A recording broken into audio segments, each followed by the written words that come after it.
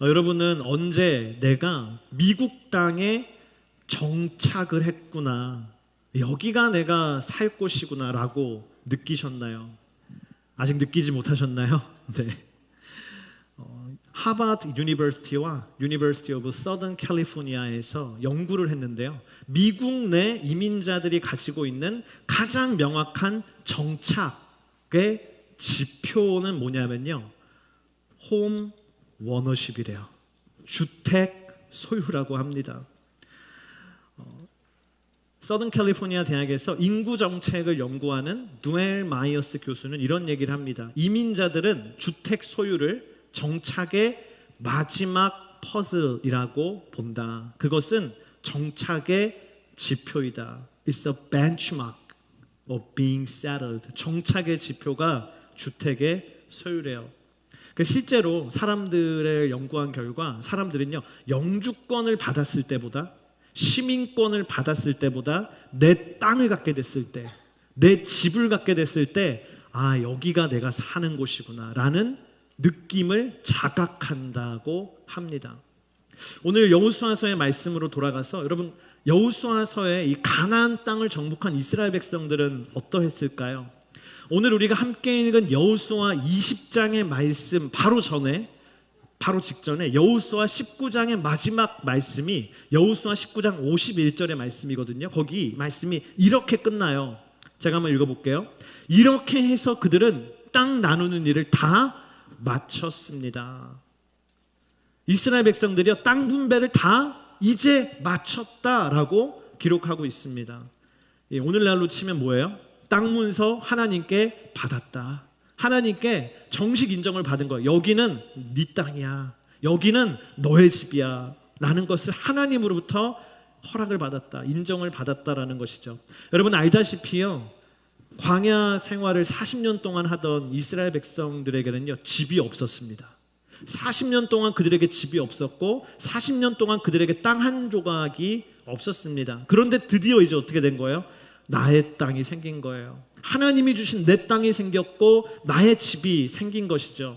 그래서 아마 그들은 그렇게 느꼈을 거예요. 이제 정말 가나안 땅이 나의 살 곳이구나, 여기가 나의 집이구나라는 것을 그들은 그때 자각하게 되는 것이죠. 하지만 오늘 여호수아 20장에 들어왔을 때 하나님은 그렇게 생각하지 않는다는 것을 우리는 발견하게 됩니다. 가나안 땅에 하나님의 나라가 세워지기 위해서 하나님이 보실 때는요, 아직도 한 가지 마지막 퍼즐이 남아있는 거예요. 그 마지막 퍼즐은 무엇인가? 오늘 1절 2절에 그 마지막 퍼즐이 나와 있는데 이것입니다. 우리 함께 읽겠습니다. 그때 여호와께서 여호수아에게 말씀하셨습니다. 이스라엘 백성들에게 내가 모세를 통해 지시한 도피성들을 지정하라고 말하여라. 하나님께서 말씀하신 마지막 퍼즐은 뭐냐 하면 도피성입니다. The City of Refuge. 도피성이 하나님이 말씀하신 마지막 퍼즐이었어요. 하나님의 시각에서는 이스라엘 백성들이 땅을 소유하는 것이 완성이 아닌 거예요. 그 땅에 반드시 하나님이 말씀하시는 도피성이 세워져야지만 되는 것이죠. 도피성은 도대체 무엇인가? 왜 주님은 이 도피성을 그렇게나 강조하셨을까요? 오늘 말씀을 통해 우리가 도피성의 은혜를 나누게 되기를 주의 이름으로 축복합니다. 우리 첫 번째 함께 따라하면 좋겠습니다. 나에게는 도피성이 필요합니다. 나에게는 도피성이 필요합니다. I need a city of refuge. 오늘 3절부터 5절 말씀을 우리 다시 한번 읽어보도록 하겠습니다. 함께 읽겠습니다. 그래서 뜻하지 않게 실수로 살인한 자가 그곳으로 피신해 피로 복수하려는 사람으로부터 보호받게 하여라. 그가 이 도피성 가운데 하나로 피신하면 그는 그 성문 입구에 서서 그 성의 장로들 앞에서 자기 사건을 진술해야 한다. 그러면 그들은 그를 그 성으로 들이고 그에게 살 곳을 주어 그들 가운데 살게 할 것이다. 만약 피로 복수하는 사람이 그를 쫓아오더라도 그에게 그 피의자를 내주어서는 안 된다. 그가 어떻게 하다가 우연히 죽인 것이지 전부터 미워서 죽인 것이 아니기 때문이다. 아멘. 여러분, 지금은 살인사건이 벌어지면 어떻게 됩니까? 경찰이 나서서 범인을 추격해서 잡습니다. 그리고는 그 잡은 범인을 검찰이 형사고발을 하고 법원에서 판결을 내려서 죄의 대가를 치르게 하는 게 오늘날의 시스템이죠. 그러나 이 성경의 배경이 됐던 고대 근동 사회에는 이런 일을 감당할 경찰이 없어요. 이런 일을 감당할 검찰도 없어요. 그때는 가족 단위 중심의 부족 사회였습니다. 그래서 만약에 살인 사건이 벌어지면 어떤 일이 생기는가? 살해당한 사람의 가장 가까운 가족, 살해당한 사람의 가장 가까운 친척이 피해 복수자가 되는 거예요. 정당한 복수자가 돼서 우리 가족을 죽인 사람을 찾아가서 그에게 정당한 복수를 행하는 것, 그것이 이때 당시의 법이고 이때 당시의 정의였던 것이죠. 그래서 우리가 잘 알고 있는 이것을 나타내는 고대 유명한 법의 문구가 있는데 뭔지 아세요? 눈에는 눈, 이에는 이. 들어보셨나요? 눈에는 눈, 이에는 이. 이게 바로 그거예요. 이거 어려운 말로 우리가 동태복수법, 렉스 탈리오시스라고도 하는데, 탈리오니스라고 하는데, 우리가 생각할 때 이거 되게 잔인하다. 눈에는 눈, 이에는 이. 너무 잔인하다 생각하지만요, 여러분 이게 잔인하지 않은 거예요. 왜냐하면 사람은 어때요? 한 대 맞으면 2대 때립니다. 저는 학교에서 싸움 나는 거 많이 봤어요. 학교 다닐 때 애들이 이렇게 한 대 때렸는데 왜 때려? 한 대 때리고 때려 막 2대 때리고 하다가 결국은 막 치고받고 싸우는 남자 아이들이 얼마나 많아요. 사람의 심리가 그렇거든요. 근데 이거는 뭡니까? 동태복수법은 맞은 만큼만 돌려줘라. 당한 만큼만 돌려줘라. 이 과도한 복수를 방지하기 위한 법인 거예요. 성경에 나오는 겁니다. 이게 눈에는 눈, 이에는 이가 나와요. 출애굽기 21장에 나오고 레위기 24장에도 나오고 신명기 19장에도 나오는 것입니다.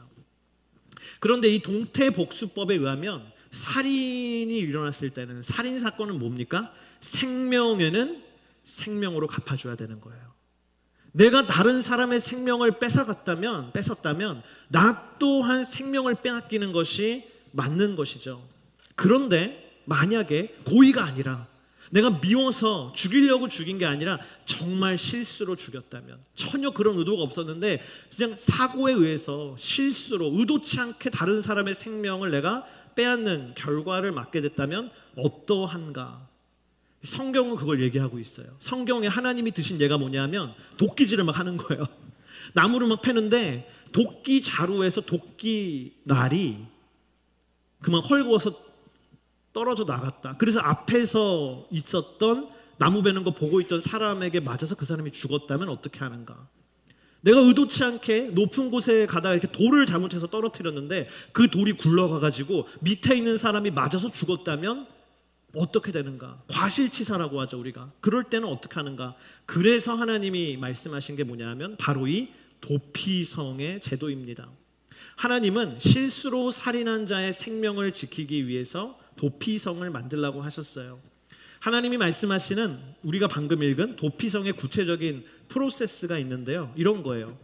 실수로 사람을 죽인 자는 피해 복수자가 자기를 따라와서 내 생명을 뺏어가기 전에 서둘러서 어디로 갑니까? 도피성이라는 곳으로 가야 돼요. 그 성에 가야 돼요.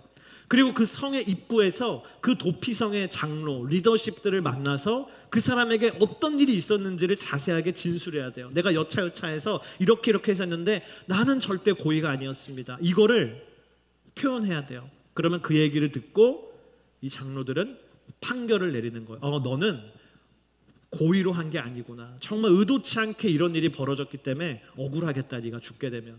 그러면 어떻게 됩니까? 그게 인정되면요, 들어오는 거예요, 도피성 안으로. 그리고 그 도망온 사람에게 그 도피성 안에서 살 수 있는 거처를 마련해 주도록 돼 있는 것이 도피성의 제도였습니다. 그러면 그 사람을 죽이려고 쫓아온 피해 복수자는 어때요? 도피성 안으로 들어가서 정당하게 들어가는 게 허락받게 되면 그 사람을 죽일 수 없어요. 그 사람이 도피성 안에 머무는 동안에는 적어도 그 사람의 생명을 해할 수 없는 것, 그것이 바로 오늘 하나님이 말씀하신 도피성의 제도입니다. 그런데 제가 성경의 도피성 제도를 보면서 느낀 것은 하나님은 이 도피성 제도를요 매우 중요하게 여기신다는 거예요. 얼마나 이 성경에 도피성에 대한 말씀이 많이 나오냐면 출애굽기 21장부터 나와요. 도피성의 제도가. 여러분, 출애굽기 20장은요 우리가 너무나 잘 아는 10계명을 하나님이 주시는 부분이거든요. 십계명이 얼마나 중요한 구약의 율법이에요. 근데 십계명 주시고 그 다음에 이어서 주시는 21장에 나오는 그 다음 법 중에 하나가 도피성의 법입니다. 또 민수기 35장에, 신명기 4장에, 신명기 19장에도 하나님은 도피성 제도를 말씀하세요. 여러분, 민수기와 신명기의 배경은요, 이스라엘 백성들이 광야에 있을 때잖아요. 아직 가나안 땅에 들어가지도 않은 때인데 하나님은 얘기하시는 거예요. 미리미리 얘기하는 거예요. 너희들이 가나안 땅에 들어가서 땅이 생기면 도피성을 만들어야 된다를 한 번, 두 번, 세 번 신신당부를 하시는 거예요. 그리고 오늘 우리가 읽은 여호수아 20장 19장에서 땅 분배가 끝나고 땅이 생기니까 하나님이 뭐라 그래요? 이제 땅 생겼으니까 어서 도피성을 만들어라, 도피성을 설치해라 라고 하나님이 계속 강조하시는 것이죠. 이토록 여러 번 주님은 도피성에 대한 말씀을 주시는데 왜 주님이 이 도피성에 대한 말씀을 우리에게 그렇게 강조하시는가? 여러분, 도피성이 주는 메시지가 뭔지 아십니까? 우리 따라합시다. 누구나 실수할 수 있다. 누구나 실수할 수 있다라는 거예요. 아마 제 생각에 그랬을 것 같아요. 하나님이 이 도피성에 대한 말씀을 한 번, 두 번, 세 번, 네 번, 다섯 번을 주시니까 이스라엘 백성들이 듣고 귀가 따가운 거죠. 아이고 주님, 세상에 그렇게 고의가 아니게 사람을 죽이는 사람이 몇 명이나 된다고, 그 소수의 사람들을 위한 법을 이렇게 우리가 귀가 따갑도록 여러 번 얘기하십니까? 라고 생각하는 사람들이 얼마나 많았을까요? 근데 주님이 뭘 얘기하시는 거예요? 아니라는 거예요. 너는 알지 못하겠지만 내일 이 시간에 네가 그 도피성에 있을 수도 있다라는 거예요. 너도 의도치 않게 그런 실수를 할 수 있고 그런 일을 당할 수 있고, 그래서 너에게도 필요한 말씀이라는 것을 주님은 얘기하시는 것이죠. 여러분, 사람은요 누구나 실수합니다. 세상에 완벽한 사람은 없습니다. 누구에게나 그래서요 도피성이 필요한 거예요. 오늘 이 자리에 도피성이 필요 없는 사람은 없는 거예요. 탈 벤 샤하르라고 하는 이스라엘 사람이 있었습니다. 이 사람이요 1970년생이에요. 근데 그가 청소년 유스 때였던 1987년에 그는 이스라엘에서 열린 전국 스쿼시 선수권 대회에 나가. 스쿼시 아시죠? 이렇게 벽에다가 팡 공 때리고 팡 때리는 거 있잖아요. 그거. 그 이스라엘 전국 대회에 이 탈벤 샤하르라고 하는 유스 청소년이 나가서요 1등을 해요. 그래서 그 타이틀 언데 뭐냐면요, 이스라엘 전국 스쿼시 최연소 챔피언. 우승을 한 거예요. 너무 기쁜 거예요. 와, 내가 드디어 이스라엘 1등이 됐다, 스쿼시. 근데 그 기쁨은 몇 시간 갔냐면요 3시간밖에 안 가더래요. 3시간이 지나고 나니까 하나도 안 기쁜 거예요. 왜냐하면 이 탈벤 샤하르라는 사람이 이런 생각을 하게 된 거예요. 이스라엘이라고 하는 나라는 세계에서 큰 나라가 아닌데, 우리나라는 작은 나라인데 이 안에서도 스쿼시를 좋아하고 스쿼시를 열심히 치는 사람이 많지도 않은데, 인기 종목이 아닌데 고작 한 수천 명 정도 되는데 그 수천 명 중에 1등을 한 게 뭐 대단한 일인가, 이런 생각을 하는 사람도 있더라고요. 여러분, 그래서 기쁘지가 않은 거예요. 그래서 이 탈벤 샤르라고 하는 아이는 어떻게 했냐면 다음 날 세계 챔피언을 해야겠다는 생각을 했고, 그리고는 스쿼시의 종주국인 영국으로 떠납니다. 스쿼시를 훈련하기 위해서. 영국 가서 뭐 했는가? 저 같으면 영국 가면 저는 매일 잉글리시 프리미어 리그 축구를 막 전국으로 다 볼 것 같은데, 이 아이는 축구는 보지 않냐고 영국에 가서 스쿼시만 치는 거예요. 여기가 제일 잘 치는 나라면서 계속 훈련하는 거예요. 1년 동안 맹훈련을 해서요 영국에서 열리는 정말 세계 규모의 청소년 메이저 대회에 나갔어요. 그리고는 결승까지 간 거예요. 대단하지 않습니까? 결승에 가서 어떻게 하냐면 1등을 해야겠다는 압박감이 생기는 거예요. 내가 반드시 1등을 해야 되는데 지면 어떡하지? 그 심리적인 압박 때문인지 다리에 쥐가 나요. 1등을 못해요. 다리에 쥐가 나서. 여러분 그거 아시나요? 결승전에서 지잖아요. 좌절감이 찾아온대요. 그래서 은메달을 딴 사람보다 동메달 딴 사람이 더 행복하다고 하잖아요. 좌절감이 찾아왔어요. 내가 쥐가 나서 결승에서 1등을 못했구나. 그래서 이 탈벤 샤르라고 하는 아이는 운동으로는 내가 세계 1등을 하는 게 어려운가 보다 생각하고는 공부에 집중하자. 열심히 공부를 하기 시작했고 하버드 대학에 가요. 하면 다 돼요 얘는. 하버드 대학 가서 본인이 공부했던 시절에 대해서 탈벤 샤르가 자기 책에 이렇게 써요. 모든 교재를 한 글자도 놓치지 않고 읽어야 하고 모든 리포트와 시험에서 완벽한 점수를 받아야만 했다. 이 목표를 달성하기 위해 매일 밤을 새우다시피 했고 그래도 실패할 수 있다는 불안감 때문에 리포트를 제출하거나 시험을 치르고 나면 한동안 잠을 이루지 못했다. 여러분 이제 이 탈벤 샤르라고 하는 사람의 성향을 우리가 파악할 수 있어요. 뭡니까? 완벽주의자인 거예요. 타고난 완벽주의자인 거예요. 한치의 실수도 용납하지 않는 완벽주의자. 그래서 항상 좋은 성적을 받기는 했죠. 좋은 결과를 얻기는 했죠. 하지만 그럴수록 어떻게 되냐면요, 불행해지는 거예요. 행복하지가 않은 거예요. 결국에는 운동도 싫고 공부도 싫고 세상이 싫고 나는 왜 이렇게 불행한가, 거기에 빠져버리게 된 겁니다. 그래서 이 사람이 어떻게 하냐면 내가 이렇게 최선을 다해서 열심히 모든 일에 최선을 다해 살고 있는데 왜 나는 불행할까? 그 질문에 대한 답을 찾기 위해서 자신이 가진 불행을 연구하기 시작해요. 그리고 얻은 결론이 무엇인가? 이유가 무엇인가? 이거였어요. 애초에 인간은 완벽한 존재가 아닌데 나는 그걸 인정하지 않은 거예요. 인간이 완벽한 존재가 될 수 없다는 걸 인정하지 않는 거예요. 누구나 실수하고 누구나 잘못하고 나도 실수하고 나도 잘못할 수 있는데 그것을 인정하지 않기 때문에 내가 노력하면 다 된다고 생각하기 때문에 완벽한 존재를 꿈꿨기 때문에 오히려 불행한 사람이 된 것이죠.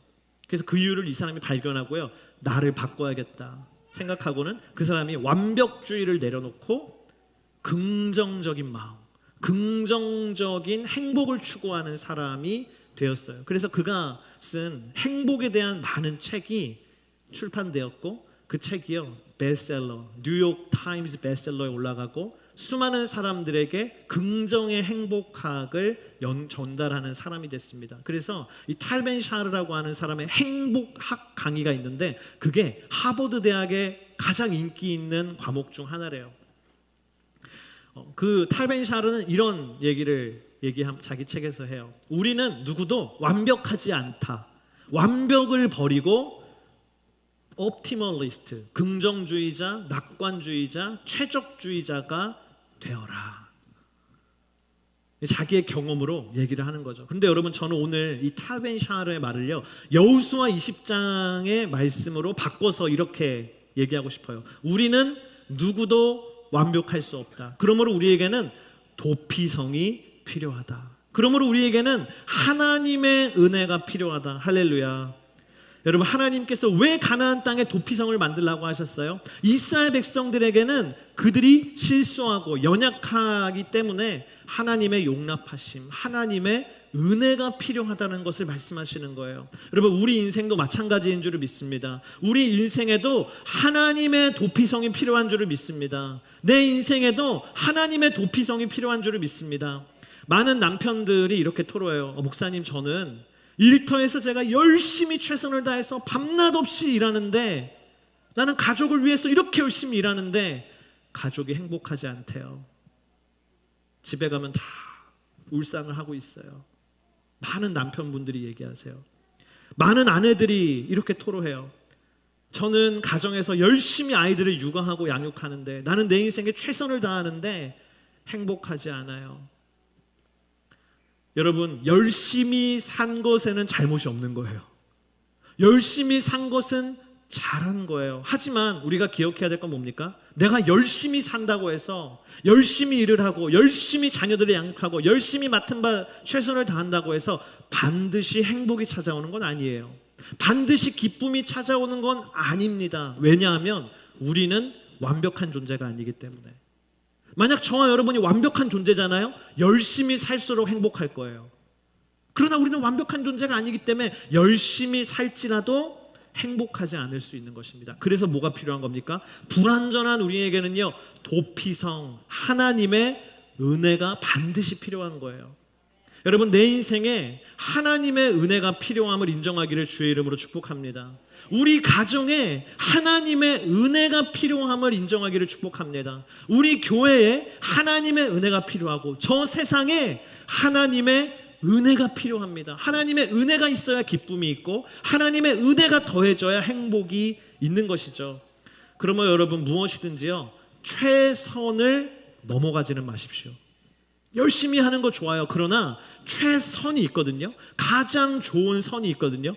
그거를 넘어가는 것은 안타까운 일입니다.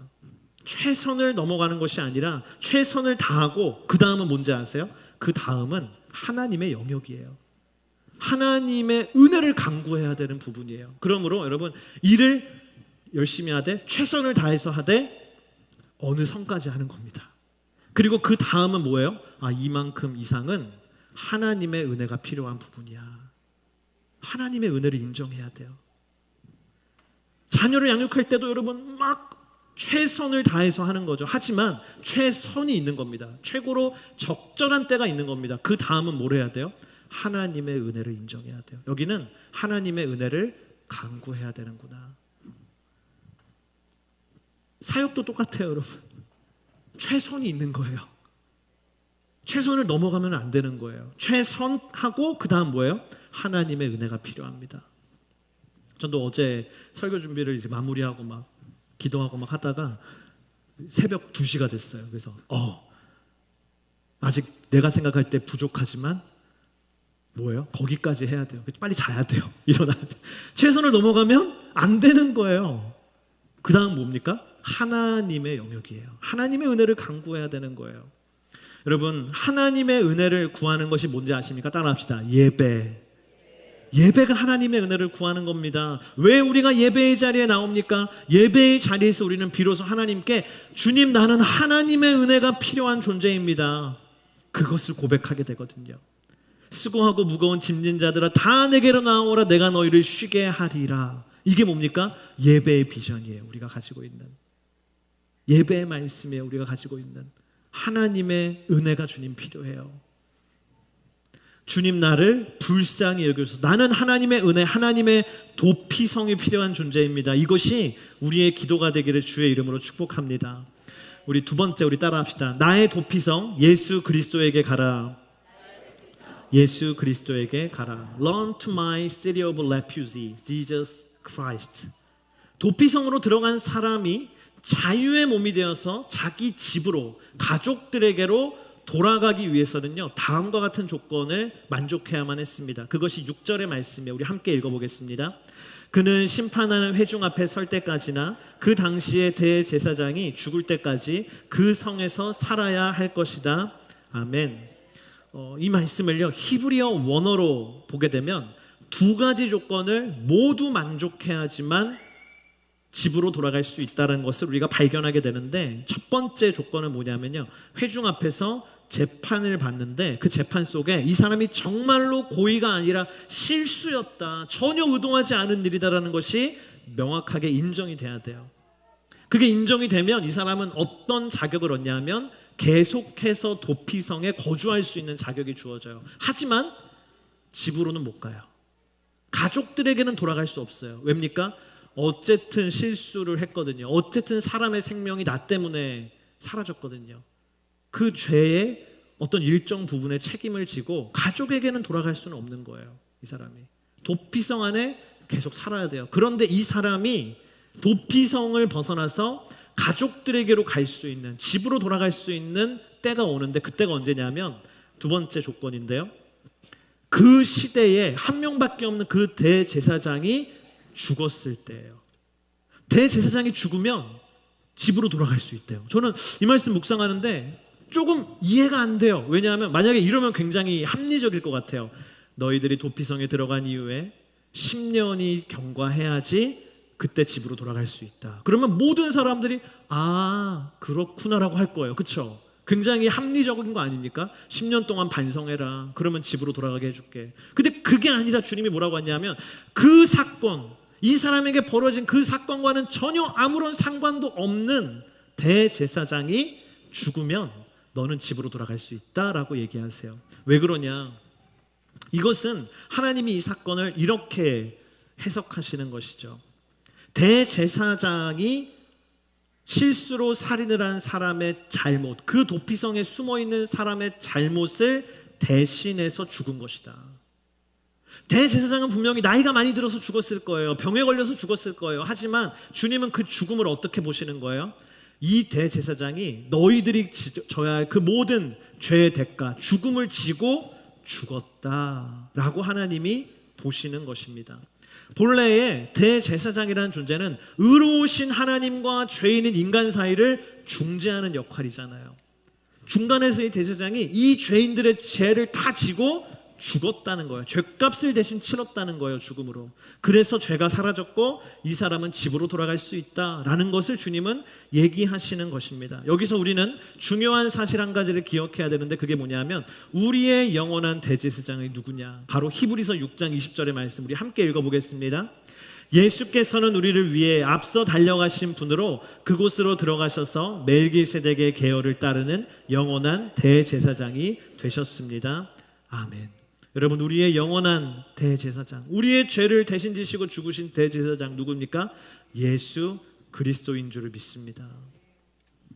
대제사장의 죽음이 잔혹한 죄인의 모든 죄를 씻고 그를 고향집으로 돌아가게 해주었다면, 예수 그리스도의 죽음은, 우리의 영원한 대제사장이신 예수 그리스도의 죽음은 우리의 모든 죄를 대신 지시고 우리를 영원한 고향집, 내 아버지의 집, 저 천국으로 인도해 주시는 문을 열어주신 줄을 믿습니다.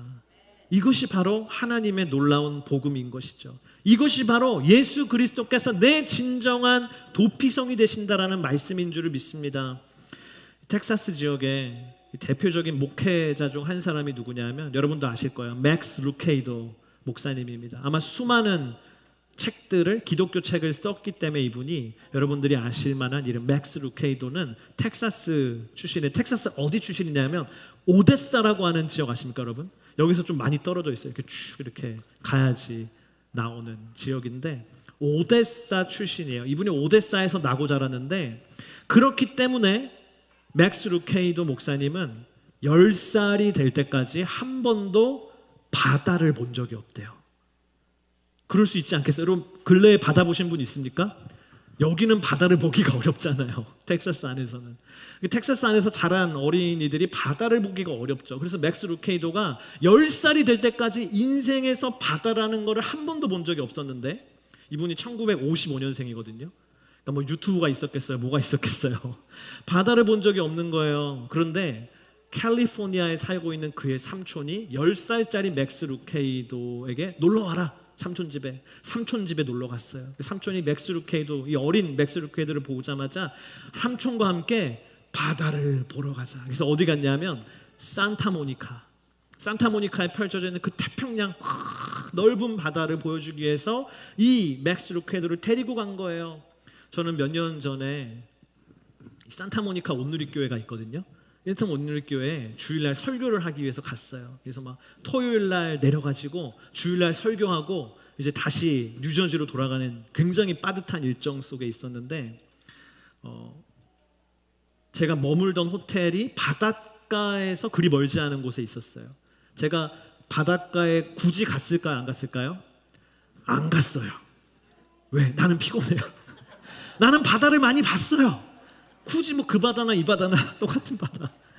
그 태평양이 이 태평양이지 뭘 보냐. 너무 피곤하다. 네, 저는 안 갔어요. 산타모니카. 근데 맥스 루케이도는 아닌 거예요. 바다를 봐야 돼서 간 거예요. 그리고요, 이 어린 맥스 루케이도가 바다를 보고 너무나 충격을 받은 거예요. 세상에나 이 많은 물이 어디서 왔을까? 특별히 그의 마음에 큰 감동을 준 게요, 파도였대요. 파도가 막 쾅쾅 치는데 맥스 루케이도가 이렇게 물어봤대요. 삼촌, 이 많은 물이 어디서부터 밀려오는 거야? 어떻게 된 거예요, 삼촌? 그러자 삼촌이 이렇게 얘기했대요. 맥스, 놀라지 마라. 오늘 밤새도록 이게 와. 파도가 밤새도록 밀려와. 밤새도록요? 놀라는 거예요. 그러자 삼촌이 말했어요. 맥스, 놀라지 마라. 지금으로부터 1000년 전에부터도 왔었어. 맥스 루케이도가 깜짝 놀란 거야. 네? 1000년 전부터 이게 계속 왔다고요. 이 파도가요. 이 많은 물이요. 끊임없이요. 삼촌이 마지막으로 얘기하는 거야. 맥스, 놀라지 마라. 너와 내가 죽고 난 이후에도 1000년이 지나도 이 파도는 계속해서 밀려온단다. 끊임없이 밀려온단다. 이 어린 맥스 루케이도에게 끊임없이 한도 끝도 없이 밀려오는 파도는 놀라운 경이로운 충격이었답니다. 그래서 그는 그 어린 시절의 경험을 떠올리며 이렇게 얘기해요. 하나님의 은혜도 이 파도와 같아서 우리가 1000번을 넘어져도 우리를 향해 다시 밀려옵니다. God's grace is like those waves. Even if we fall 1,000 times, His grace comes rush back toward us again. 여러분, 지난 한 주를 사시면서 혹시 넘어지지 않으셨나요? 유혹에 넘어지고, 죄악에 넘어지고, 미움에 넘어지고, 절망에 넘어지고, 실망에 넘어지고, 하나님께 등을 돌리지는 않으셨습니까?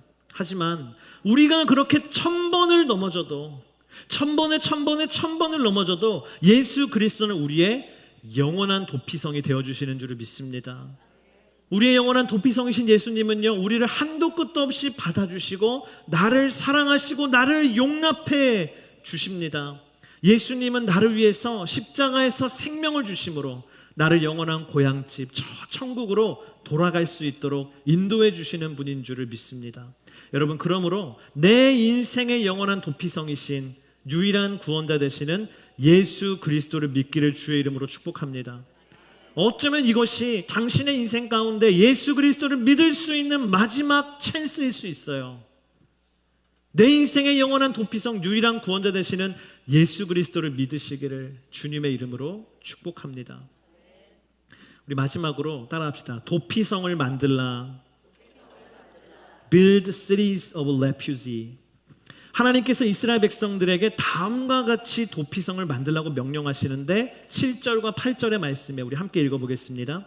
그리하여 그들은 납달리 산지의 갈릴리 게데스, 에브라임 산지의 세겜, 유다 산지의 기럇 아르바 곧 헤브론을 지정했습니다.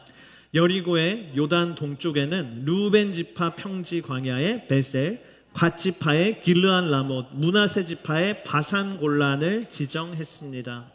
이 성경에서 얘기하는 주님이 말씀하신 도피성의 위치를 지도에 표시하면 이와 같아요. 요단강 동편에 3개인데 지파별로 하나씩 주셨어요. 그리고 요단강 서쪽에는 북부, 중부, 남부에 하나씩을 고르게 주셨습니다. 총 6개의 도피성을 만들라고 말씀하셨는데, 여러분, 이게 뭘 의미합니까? 도피성은 하나님이 우리에게 주시는 선물이기도 하지만 한편으로는 뭐예요? 도피성은 이스라엘 백성들이 반드시 만들어야 되는 미션인 거예요. 도피성을 만드는 일을 해야만 하는 거예요. 여러분, 하나님께서는 우리에게도 도피성을 만들라고 하셨어요. 도피성에 우리가 들어가기도 하지만 도피성을 만들어야 된다라고 말씀하십니다. 어디에 그럼 도피성을 만드는가? 첫 번째, 우리 따라합시다. 내 인생의 도피성을 세우라. 저는 도피성 제도를 묵상하면서 실수로 살인을 저질러서 도피성에게 들어간 사람에게 도피성은 어떤 의미입니까? 나에게 이루 말할 수 없는 용서의 공간이에요. 한없이 나를 받아주시는 사랑의 공간이 도피성이에요. 도피성만 보면 이 사람 마음이 따뜻해요. 그런데 반대로 저 뒤에 쫓아오는 피해 복수자에게 도피성은 어떤가요? 내 가족이 죽음을 당했는데 내가 이 원수를 좀 갚아줘야겠는데 그 사람이 도피성에 들어갔어요. 물론 그 사람이 고의는 아니고 실수로 했지만 들어갔어요. 나는 이 억울함을, 나는 이 분노를 어디다 풀어야 됩니까? 그에게 있어서 아마도 도피성은 원망과 분노의 상징이지 않겠습니까? 하지만 처음에는 그렇겠지만 여러분, 그에게도 시간이 지나면 이 피해 복수자도 깨닫게 되는 것이죠. 아, 내가 순간적인 감정으로, 순간적인 판단으로 한마터면 그 사람도 누군가의 아버지이고, 그 사람도 누군가의 어머니이고, 그 사람도 누군가의 자녀인데 그 사람의 생명을 내가 한 번 더 빼앗을 뻔했구나. 저 도피성이 있기 때문에 내가 괜한 살인을 면했다. 그것이 깨달아지지 않겠습니까?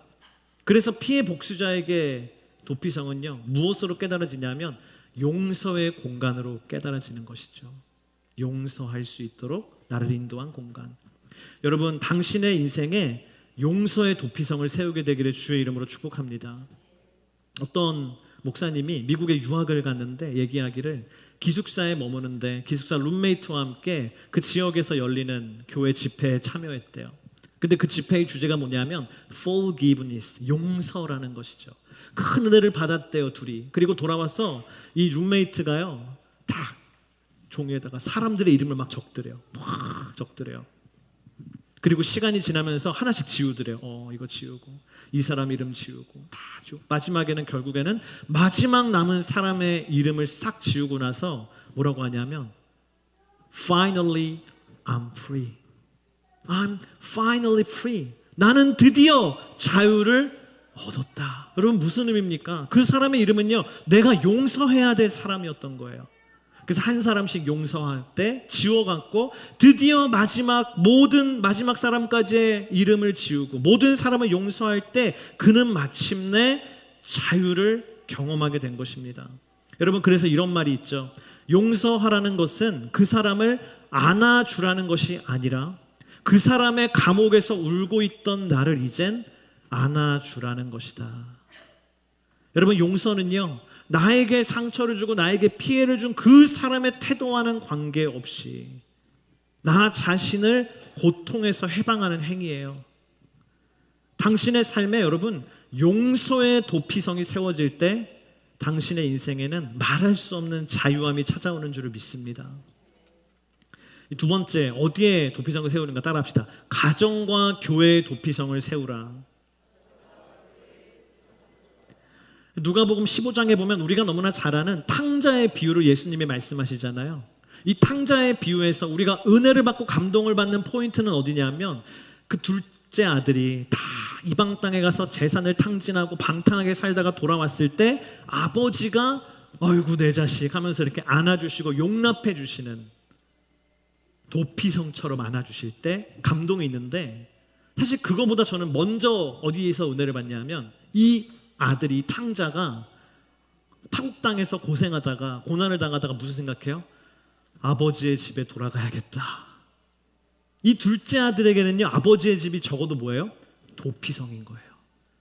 그걸 도피성, 아버지는 날 받아줄 수 있다. 도피성이라는 기억이 있는 거예요.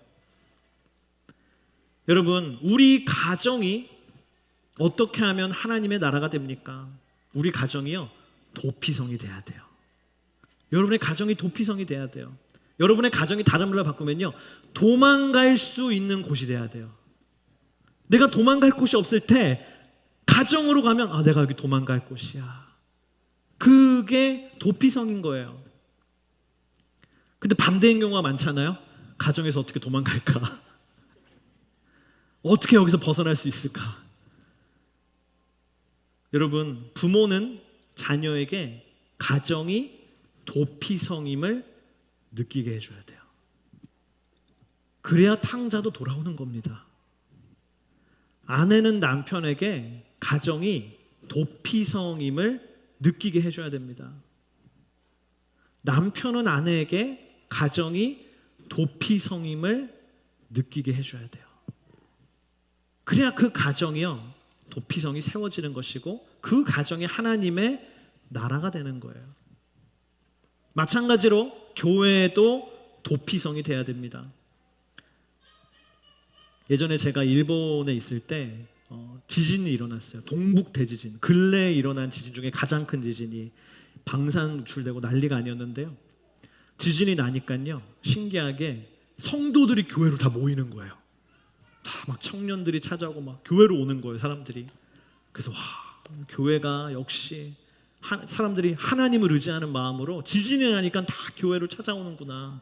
믿음이 좋도다. 이런 줄 알았는데 알고 보니까 교회 건물이 가장 새 건물이어서 진도 9까지 견딜 수 있다를 언제나 목사님이 강조하거든요. 여러분, 우리 교회는 진도 9까지 견딜 수 있도록 내진 설계가 됐습니다. 그러니까 사람들이 그걸 기억하고 교회로 가야 돼. 그래서 지진 나고요. 교회에서 며칠 동안 함께 성도들과 합숙하고 먹고 살고 했어요. 근데 여러분, 교회는 도피성이 돼야 돼요. 세상에서 상처받고 고난을 당하고 우리의 마음이 낮아지고 초라해졌을 때 내가 탕자와 같아졌을지라도요, 우리는 언제나 교회는 도피성이라는 거 잊어버리면 안 됩니다. 사람이요, 낮아지잖아요. 사람들 앞에 오기 싫어집니다. 내 모습이 초라해지잖아요. 나타나기 쉽지 않아요. 근데 우리 기억해야 돼요. 교회는 그럼에도 불구하고 우리를 받아주고 우리를 사랑해주는 하나님 아버지의 집, 도피성이 되어야 한다. 때로는 우리는요, 우리의 교만한 마음에 교회를 도피성이 아니게 만들 때가 있어요. 그러면 안 됩니다. 교회는 언제든지 올 수 있는, 우리가 언제든 돌아올 수 있는 도피성입니다. 이 마지막 세 번째, 우리 따라합시다. 세상의 도피성을 세우라. 오늘 9절 마지막 말씀에 이렇게 기록되어 있어요. 이곳은 모든 이스라엘 사람들이나 그들 가운데 사는 이방 사람 가운데 누군가를 우연히 죽인 사람을 위해 정해놓은 성들로, 거기에 있으면 회중 앞에 서기 전에 피로 복수하는 사람에게 죽임당한 일을 면할 수 있었습니다. 이 도피성에 대한 요약을 주님이 말씀하시면서 이 도피성에 올 수 있는 사람을 뭐라 그래요? 이스라엘 사람들이나 그들 가운데 살고 있는 이방 사람들이다. 이 이방 사람들이라는 말은 히브리어 원어로는 이게 게르라고 되어 있는데, 이게 무슨 뜻이냐면 객이나 나그네를 의미해요. 나그네, 지나가는 사람일지라도 도피성에 들어올 수 있대요. 이스라엘 사람이 아니어도 된다는 거예요. 누구나, anybody, everybody 도피성에 올 수 있도록 그들에게 열려 있더라는 것이죠. 여러분, 도피성의 위치를 표시한 지도 가운데 표시한 다음에 사람이 하루 정도 걸어올 수 있는 지역을 동그라미로 표시하면 저렇게 돼요. 그러니까 하나님이 도피성을 배정하실 때 어떻게 하신 겁니까?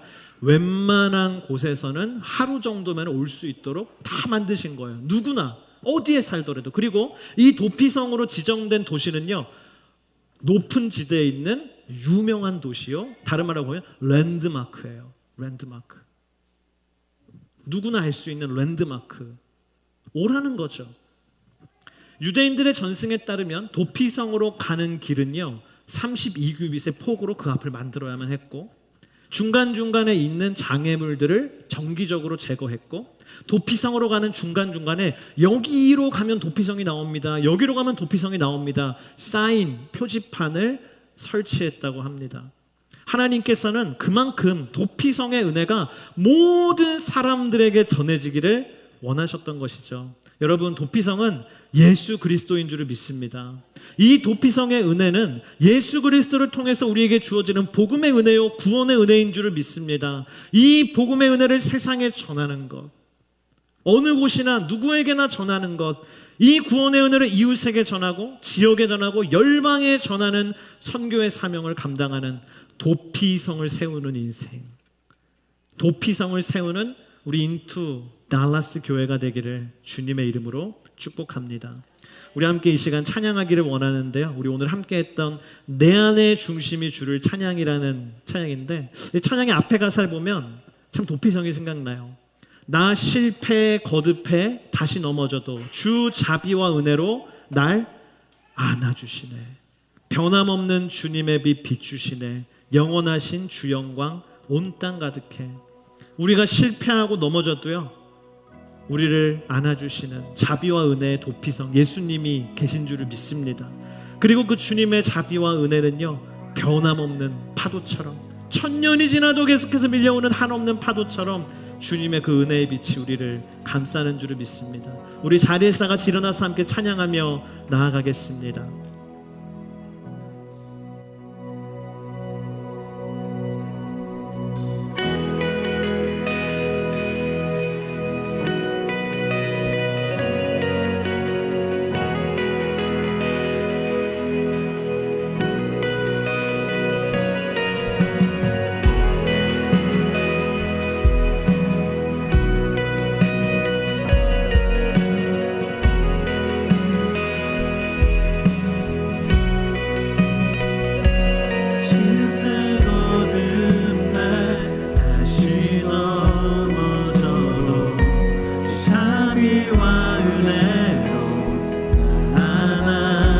주시네. 변함없는 주님의 빛 비추시네. 영원하신 주 영광 온 땅 가득해. 내 맘과 영혼 모두 드리리. 성령의 불로 태우소서. 주님의 피로 날 감싸소서. 주를 더 사랑하도록. 변함없는 주님의 빛 비추시네. 영원하신 주 영광 온 땅 가득해. 내 맘의 소망은 주님을 찬양. 내 안에 중심이 주를 찬양해.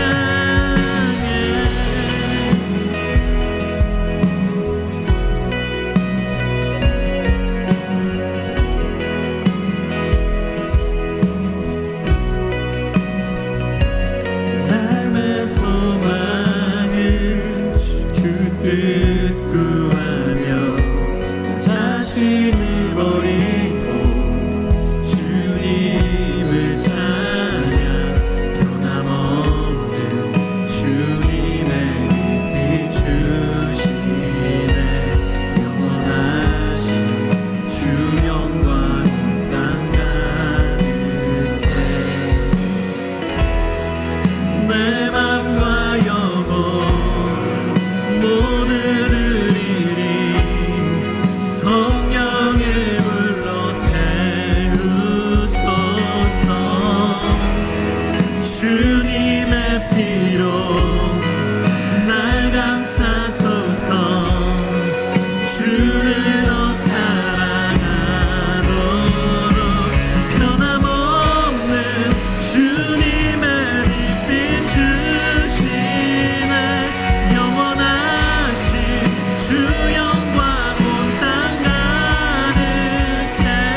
내 맘의 소망은 주님을 찬양. 내 안에 중심이 주를 찬. 변함없는 주님의 빛 비추시네. 영원하신 주 영광 온 땅 가득해. 내 맘의 소망은 주님을 찬양. 내 안에 주. 우리 다시 한번 고백합니다. 변함없는 주님의 빛 비추시네. 영원하신 주 영광 온 땅 가득해. 내 맘의 소망은 주님을 찬양. 내 안에 중심이 주를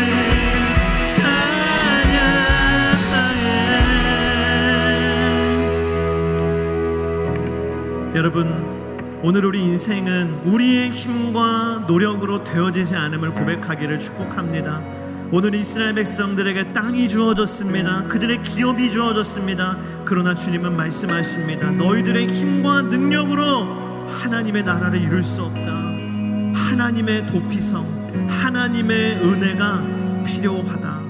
우리 이 시간 기도할 때 주님, 내 인생에 주님의 은혜가 필요합니다. 내 힘과 노력으로 이룰 수 없습니다. 하나님의 은혜가 전적으로 필요합니다. 내 인생의 영원한 도피성이 되시는 무한하신 하나님의 은혜로 나를 감싸 안아주시는 한량없는 은혜의 주님께로, 예수 그리스도에게로 내가 나아갑니다. 하나님의 은혜를 허락하여 주시옵소서. 내 인생이 하나님의 은혜 위에 세워지게 하여 주시옵소서. 은혜 안에 구하는 인생이 될지어다.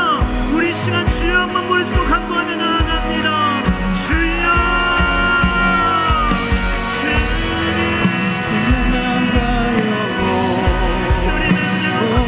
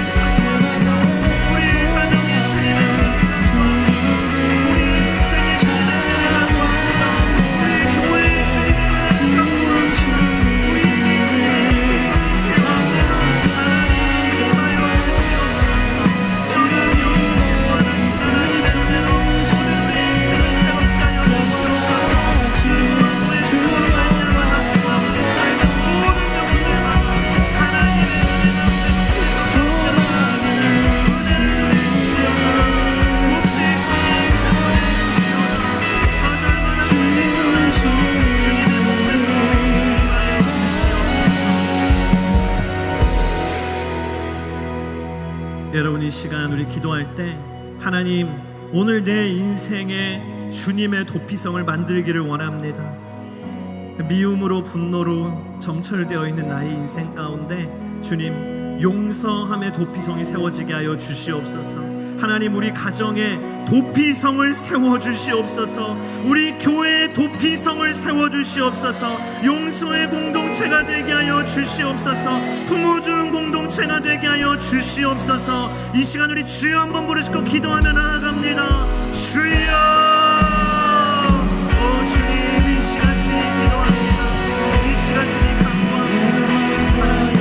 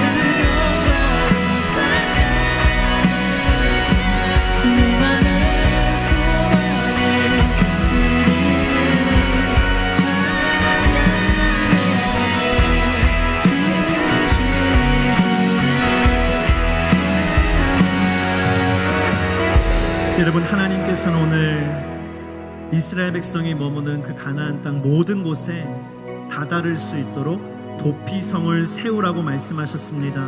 여러분, 우리 인생 가운데 이 땅의 유일한 도피성이 되신 예수 그리스도의 생명의 복음이 전해지지 않는 땅이 없기를 주의 이름으로 축복합니다. 우리 시간 함께 기도할 때 하나님, 온 땅 가운데 하나님의 도피성을 세우는 인생으로 나를 사용하여 주시옵소서.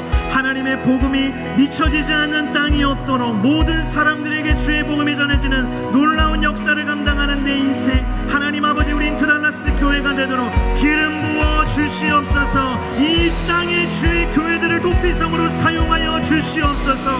모든 선교지마다 도피성의 은혜가 임하게 하여 주시옵소서. 우리 시간 주여 한번 부르시고 기도합니다. 주여,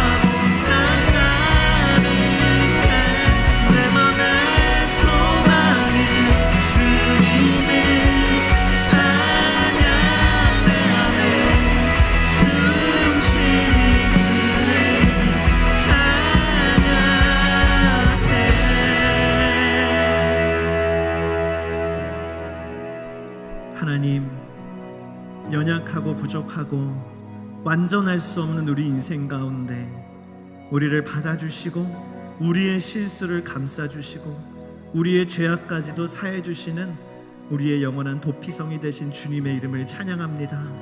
우리는 때론 넘어지고 좌절하고 낙심하지만 하나님이 우리 인생에 언제나 열려있는 도피성이 되어주시기에 그 하나님 아버지의 품으로 우리가 달려가 쉼을 얻고 생명을 얻는 줄을 믿습니다. 하나님, 오늘 우리 인생 가운데 언제나 한량없이 끊임없이 밀려오는 파도와 같은 도피성의 은혜가 임하게 하여 주시옵소서. 그 도피성의 은혜를 경험한 주님을 믿는 인생이 되게 하여 주시옵소서. 특별히 오늘 이 자리 가운데 내 인생의 유일하신 도피성이 되신 예수님을 나의 구원자로 고백하는 인생을 주님이 받아 주시옵시고 온전히 그 도피성 안에서 주님과 함께 영원한 생명을 누리는 은혜를 허락하여 주시옵소서.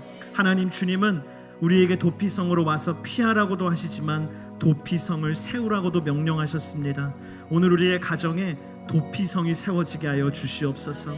오늘 우리 교회에 도피성이 세워지게 하여 주시옵소서. 오늘 주님의 복음이 미치지 못한 모든 영혼들과 모든 땅마다 주의 도피성, 복음의 역사가 임하게 하여 주시옵소서. 우리 교회를, 이 땅에 있는 교회들을 그렇게 주님이 기름 부어 사용하여 주시옵소서. 이 시간 주께서 주신 예물의 일부를 우리가 구별해 우리의 마음과 정성을 더하여 주님께 올려드리오니 주님이 예물을 기쁘게 받아주시고 이 예물 올려드린 성도들에게 은혜를 허락하여 주시고 하나님의 나라를 위해 사용하여 주시옵소서. 지금은 우리 주 예수 그리스도의 은혜와 하나님의 그 놀라우신 사랑과 성령의 인도하심이 우리의 도피성 대신 예수 그리스도를 붙들고 그 도피성을 세우며 나아가기 원하는 모든 주님의 자녀들 위해 인투 달라스 교회와 이 지역에 있는 모든 주님의 몸된 교회들과 세계와 열방에서 주의 복음 전하시는 선교사님들과 선교지 위에 이제로부터 영원토록 함께 하시기를 간절히 축원하옵나이다. 아멘.